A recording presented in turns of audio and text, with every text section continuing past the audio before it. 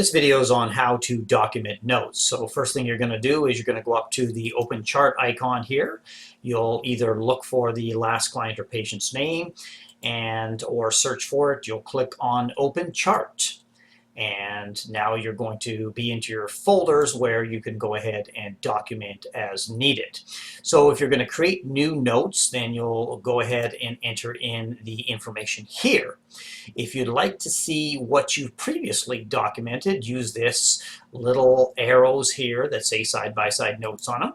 And you'll go and you'll select the previously documented notes.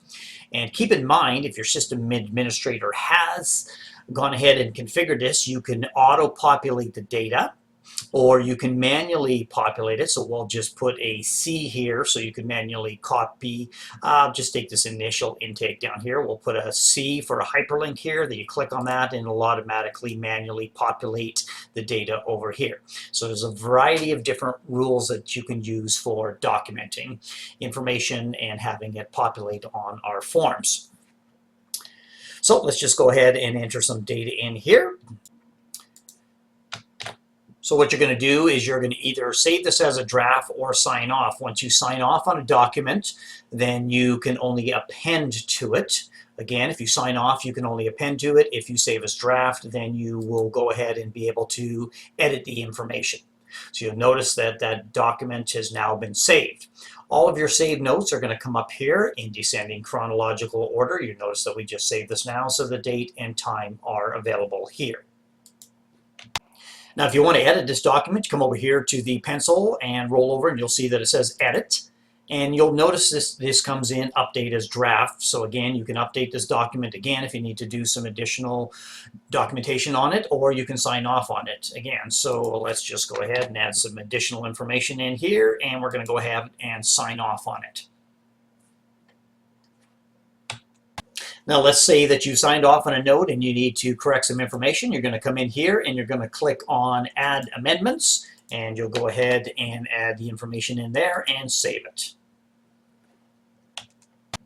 And you'll notice that the amended information is highlighted down at the bottom there so that no one can miss it.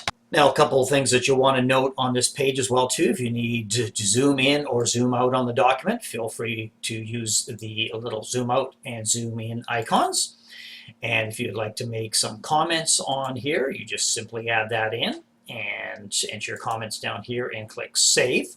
And you can make these comments private or public. So are they going to be viewable to just yourself or other individuals in your facility? And of course, you can print this. So click on the print icon. And you'll notice that the document comes up as a PDF. If you've configured your letterhead to be on here, it will show up top. And then you simply click Save, and that will print it.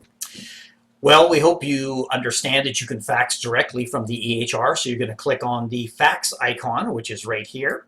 And if you've entered in your providers or health plans or pharmacies or wherever you want to fax your documents to, you're simply going to search for the particular recipient here. And then you're either going to put a fax number and name down here, or it will automatically display. So this is used for manual, or those that you've entered into the system will be displayed up here. So make sure that you go ahead and add those referral sources or places that you do business with that are outside of your organization. A really nice feature of the EHR is it's saved all in one page. You have multiple folders over here with potentially multiple forms inside those folders. So in descending chronological order, you can view all of the particular forms that have been filled out in one glance. So please take advantage of this particular feature. If you're using a smaller device like a tablet, feel free to expand or contract the navigation bar on the left-hand side. Expand it or contract it by doing this. And also be reminded that you can minimize your window just to simulate what something might look like on another device. So it's very easy to use on all types of devices. This concludes the video on notes documentation.